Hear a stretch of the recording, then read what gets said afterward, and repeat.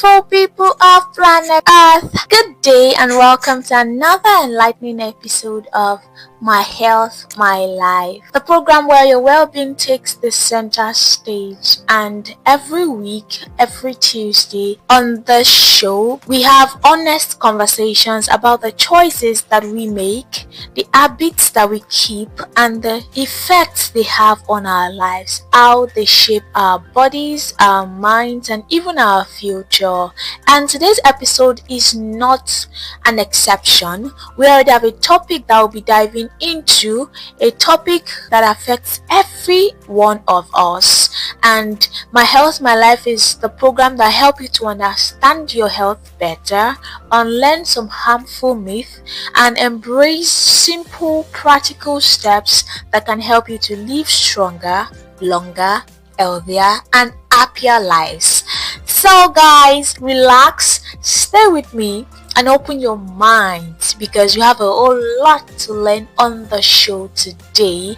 And your health is so important, and it is not just your responsibility, it is your life. This is My Health, My Life. The voice that you are listening to is the voice of Boluwatife Helen, the sweet radio voice, and I welcome you to the show. I am so glad that you could make it here again today. Welcome to My Health, My Life.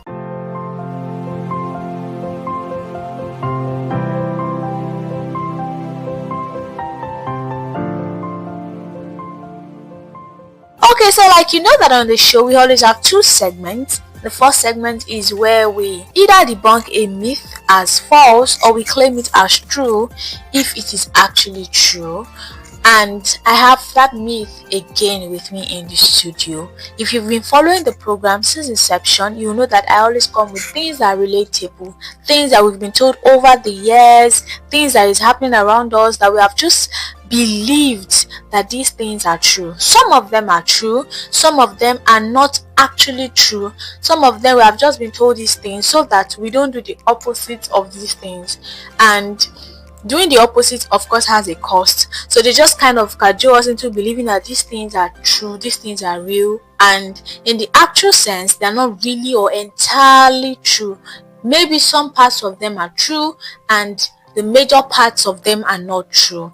And the second segment is where we have the topic of the day. We dive into the discourse of the day. And like I say every time, whatever we talk about on the show, everything we talk about on the show is important. Every aspect, every segment, everything that is made mention of on the show is quite important, because if these things are not important, I will be bringing them into the show.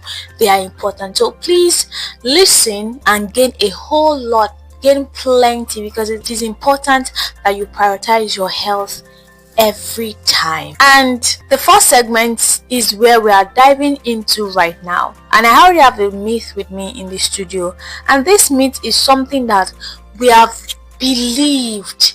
I don't want to say social media made us believe it, or maybe because these things we don't do them on the norms. This particular thing, we don't do it on the norms. So when social media came in, it kind of changed our mentality about this thing. And what is this thing I'm talking about? Is that you only need exercise if you want to lose weight. I mean, everybody wants to have a slim stature, everybody wants to slim down, everybody wants to cut down on their fat, on their weight, and they think the only way they can do that, or one of the ways they can do that, is by exercise. Well, the truth is that exercise can help you lose weight, but it has so many other reasons aside, or so many other usefulness aside to losing weight. So somebody might just say that I'm already on the slim side, I don't need exercise, I don't need to exercise again. Well, you are so wrong. Today we are debunking that myth that you only need to exercise if you want to lose weight. And it's so alarming how many people actually believe this. They see exercise as, once they see you on the road jogging or you're in the gym, they think that, oh, this person wants to burn down their fat, oh, this person wants to lose weight. It's understandable. Well, it is not only about losing weight. Exercise is not only about burning calories, it is about many other things aside burning calories. It's not a waste of time. For some people that are already fit in their eyes and they are in the gym, they are exercising, they see it as a waste of time. People on that table that think that exercise is just for losing weight, they think that these people that on the slim side or on the fit side coming to the gym to do their exercise, they're just wasting their precious time. Well, this is not true. The truth is that exercise is much bigger than weight loss. It has so many sides to it. It has so many good effects to it than just losing weight. Of course, the losing weight part is there. It is there, but it is not the only reason. It's not the sole reason. There are many other reasons. And there are many people that look fine on the outside, but they struggle with some things. They struggle with some effects. And because they feel like they don't, it's not exercise. Exercise is not all of these things that we're talking about. Is it exercise that's making me feel fatigued? Is it exercise that's causing my mood swing, or is causing my high blood pressure? No, exercise cannot be a factor that is contributing factor. Exercise cannot be a contributing factor to all of these things. Well, the good news is that you may look fine on the outside, but your struggle with constant fatigue, mood swings, or even high blood pressure simply means that your body do not move enough. So you don't just look fine or fit to you. There is something going on inside of you that is causing this thing. So you can be slim and still be unhealthy if your body is not active. Yes, you can be slim and still be unhealthy if your body is not active. So it's not only about the body size, it's not about you being slim, you being on the big side. It's about your inside, it's about your health. And exercise helps you to strengthen your heart, it improves blood circulation, it boosts your immunity, it sharpens your memory. These are the other reasons why you need to exercise your body. It reduces stress, it improves sleep, it lowers the risk of diseases like high blood pressure, diabetes, stroke, and what have you. It just doesn't mean that you look fit already, you're wasting your time exercising, you're wasting your time at the gym. It means that you are caring about your body. You care so much about your body, about your inside, that you want every part of your body to be active. You don't want to come down with any disease. You want to always stay sharp. You want to always stay active. You want your immune system to be boosted. You want your memories to be sharpened. It just means that. So you don't just exercise to change your body shape. You exercise to protect your heart, to clear your mind, to improve the quality of your life.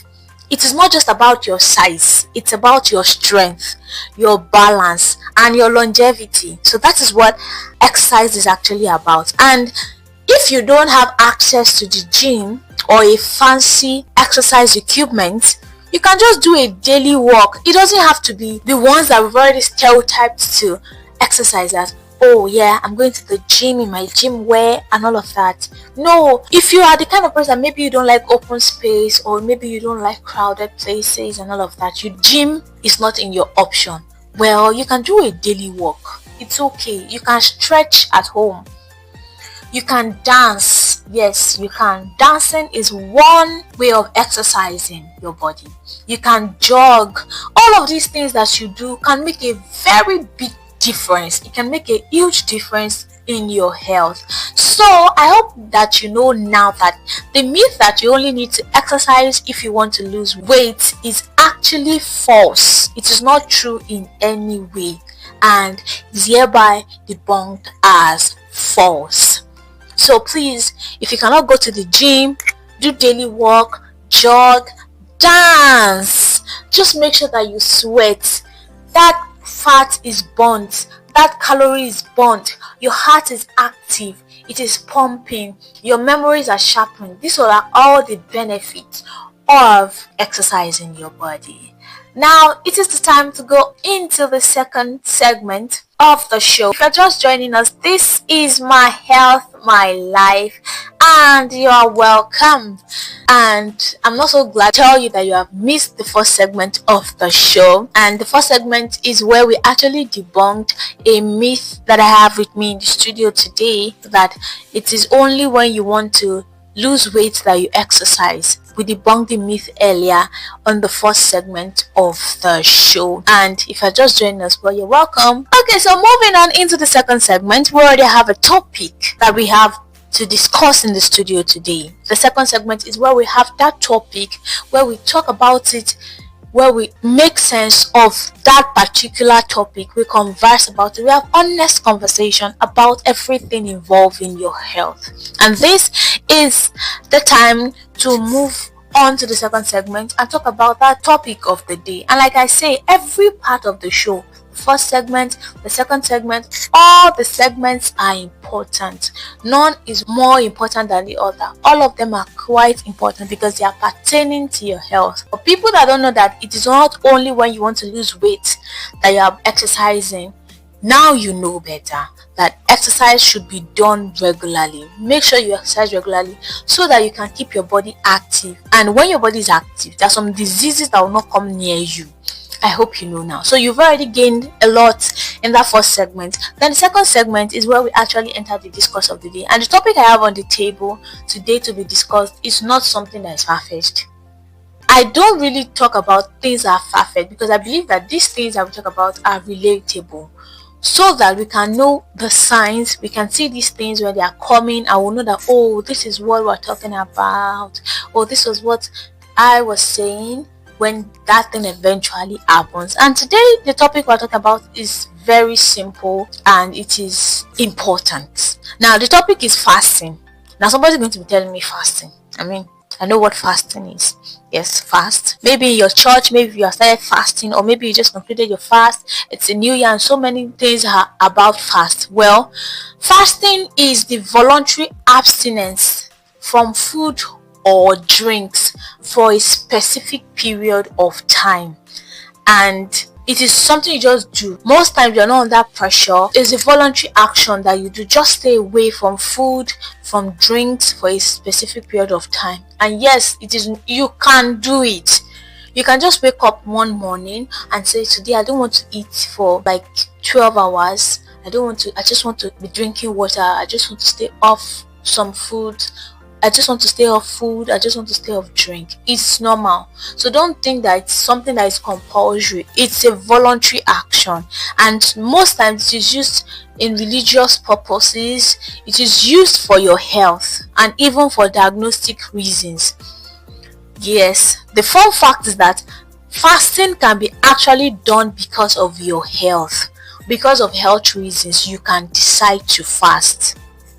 And because of diagnostic reasons, you may need to conduct some tests that do not require you to have eaten. So you need to fast at that point.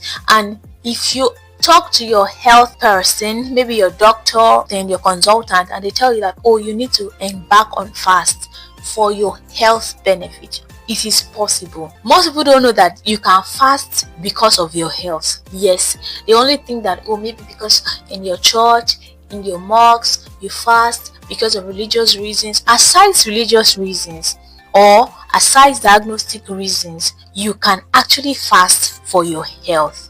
And the benefits of fasting is that it helps your weight loss and metabolic health. When you don't consume calorie like you used to, so you reduce calorie intake, it can help you to lower the insulin levels in your body. And when this insulin level is lowered by you reducing your calorie intake, it promotes fats to be burned, because all the fats that your body have stored up, when you don't really eat or you reduce the calorie that you are consuming, it is that fat that is stored up in your body that your body goes to use. So nothing is in store again. No fat is stored up in your body, and when no fat is stored up in your body, it reduces obesity. So if you see that you are becoming too fat, or you are noticing that you are on the big side and you don't really like that, you can just engage on fast, because all the calories that your body have stored up, all the fats, it begins to burn it when you don't add extra fats to them, so nothing remains in store. And also for the heart health, when you fast, it can help you to lower your blood pressure. It can help you to lower your cholesterol level. It can even help you to lower the inflammation in your body. So fasting can be done because of your health. Also for your brain, When you fast, it boosts your brain health. And somebody is going to be asking me how? Because it increases the neuroprotection. It reduces the oxidative stress, all of the stress that is happening in your brain, and it improves neurogenesis. So this is how fasting can help your brain. It protects everything that is neuro in your brain. It helps to repair the cells in your body. Some damaged cells that are already in your body, when you fast, it will remove them. The damaged components in your cells, they are removed when you fast. And how do you fast? There are actually different methods of fasting. And one of the methods of fasting is that the time restricted feeding. Yes, you are eating with time. You're not just eating. Of course, you know that you're on a fast. Maybe because of your health or something, and you feel like, okay, for 16 hours, I'm not going to eat. Of course, 16 hours is not too much. For people that are actually on the fast, maybe they are fasting for their health, 16 hours is not enough. To you, you might think that, a whole 16 hours. Yes. Because imagine you want your body to use up all the fat that has been stored. So eating after 2 hours may not actually do the work in a week or in a month. You may need to go for 16 hours without eating. Then, in the 8-hour window, you can just eat something, but not things that are high in calorie. So you can just eat, if you fast, maybe from 11 to 7 p.m., 11 a.m. to 7 p.m. And okay, maybe after 7 p.m., you can just take something light, something that is not high in calorie. You can do that. And also, there's another one that is 5:2 diet. It means that you eat normally for 5 days, but then you restrict your calories for 2 non-consecutive days. So maybe in a month, or let's say in a week, yes, 7 days make a week. The first 5 days you eat your food, you do normal, you have fun, you eat, you enjoy yourself. And 2 days in the week, it doesn't have to be 2 days that are consecutive. You can just pick 2 days randomly. Maybe on Sunday, I'm going to eat and enjoy myself. Monday, I'm not going to eat. Tuesday, Wednesday, Thursday, I'm going to eat. Friday, I'm not going to eat. Or you may decide that, okay, Sunday and Monday, I'm not going to eat. The remaining days, I'm going to use them to eat. So it doesn't have to be 2 consecutive days, but you know that 5 days for you to eat normally and 2 days for you to just stay off food because of what you want to achieve. So that is also a method of fasting. Then there is also periodic fasting. You can fast for 24 to 72 hours. That's between a day to 3 days fasting without eating. You just fast like that. First day you're fasting, second day you're fasting, third day you're fasting without eating anything. It's actually what pays you. You should know your body system. And when you're embarking on this fast, don't just embark on them. Talk to your health professional, see your doctor, see your consultant. Oh, what do you suggest? I'm thinking of going on a fast. Or this is what I'm considering. Or why are you considering this? Or this is what plan fits you the most. So all of this. And if you're the kind of person that eats, you cannot just expect that you go on periodic fasting. You start 1 to 3 days at a stretch without no prior notice. Your body is not used to you fasting. It can cause something that you don't like. This periodic fasting, most times people always want to do it with caution, because if you are not going to be eating for 3 days consecutively, then it means that water should be close to you and you should not stress at all. You shouldn't stress at all. So choose days that are okay for you to fast. Maybe days that you don't really go out or you don't really stress yourself. Basically, just speak to your health professional. They're going to guide you through the method that actually fits you based on your person, on the kind of person you are. Maybe you have some underlying health conditions, or maybe there's some things that are peculiar to you. They are the ones that will be able to give you the best method that will work for you. And this fasting has side effects. Everything good always have their side effects when they are done in excess. So if you are excessively fasting, you're always on the fast at all times, you can have the potential for hunger.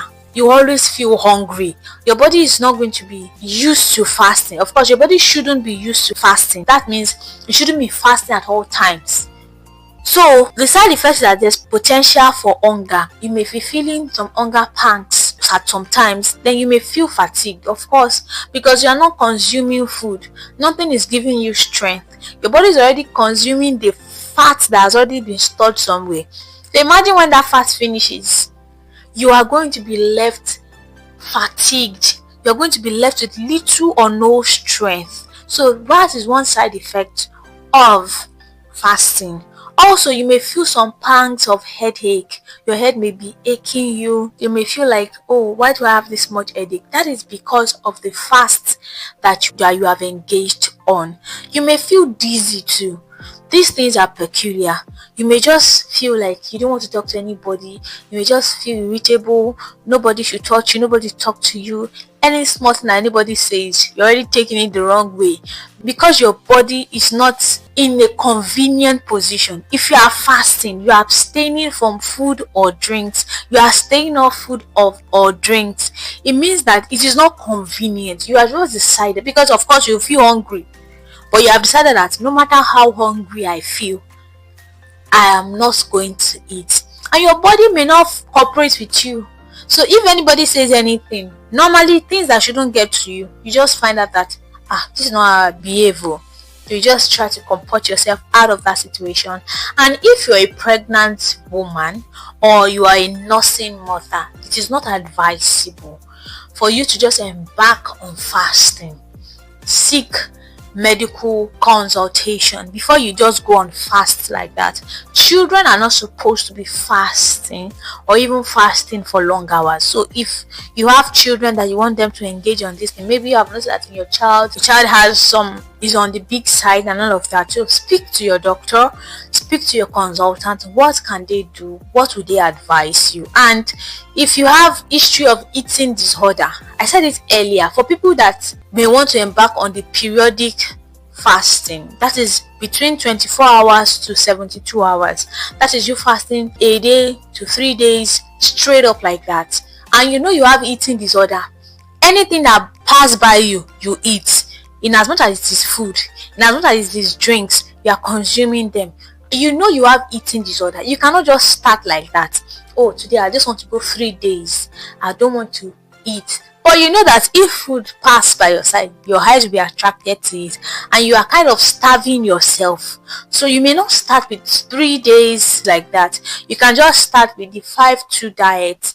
You can eat normally for 5 days and just pick some 2 random days not to eat. You can start like that. By the time you do that one, okay, then you want to take it to the time restricted feeding, 16 hours some days, and in the 8-hour window is when you eat again. By the time you are doing those two, the next time that you want to do periodic fast, it will be so easy for you because your body is used to starvation. Oh, sometimes my owner does not eat. Sometimes this human being might just decide to just stay off food today. That is because your body is used to that. There are days that you just take break off food and drinks, not the one that you're always eating every time. Even the previous day you ate more than 15 times, which is not normal. But then that's a topic for another day. That's why it's called eating disorder. So if you know that you have it, or you have some certain medical conditions like diabetes and all of others, you cannot engage or embark on fast without medical supervision. So make sure you talk to your doctor or your consultant to look for a plan that works best with you. And when you are on a prolonged fast, there are some things that you notice. For people that are always fasting, they experience that they are dehydrated. That is why I've made mention of it. If you've noticed that as I talked about fast, I've said that you need to be hydrated. Drink water. Fine, you don't want to eat, you don't want to drink, but make sure that you are drinking water, because it is something that will be making up for that food that you are not consuming. For those drinks that you are not drinking, drink water. You can just keep water close to you and you drink water so that you are not dehydrated. And there's also nutrient deficiencies. That is why I said that you shouldn't be fasting at all times in all the 365 days, and you decide to just embark on 365 days fasting.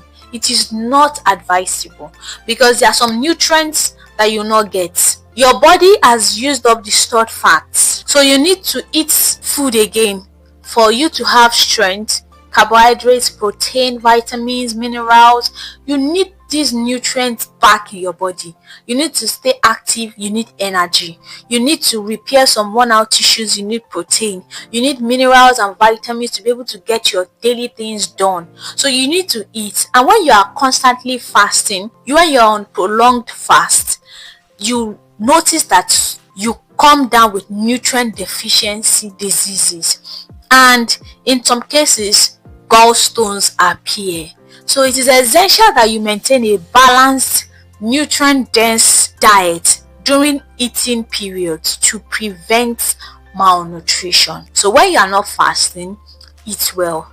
When you are fasting, fast. But the times that you are not fasting, please eat well to make up for those times that you are not fasting. That'll be all today on My Health, My Life. Thank you so much for joining the show, and I hope that you have learned plenty from today's episode of My Health, My Life. Till I come your way again next week, Tuesday, same time, same station. Be good and pay utmost attention to your health. My name is Boluwatife Helen, and I wish you a blissful week ahead. Bye bye.